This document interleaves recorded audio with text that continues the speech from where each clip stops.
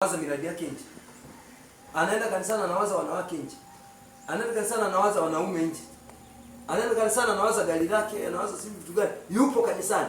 Yaani hayupo connected na ibada. Kutokuwa connected na ibada takatifu kwa Mungu kunasababisha wewe Mungu asiwepo moyoni mwako.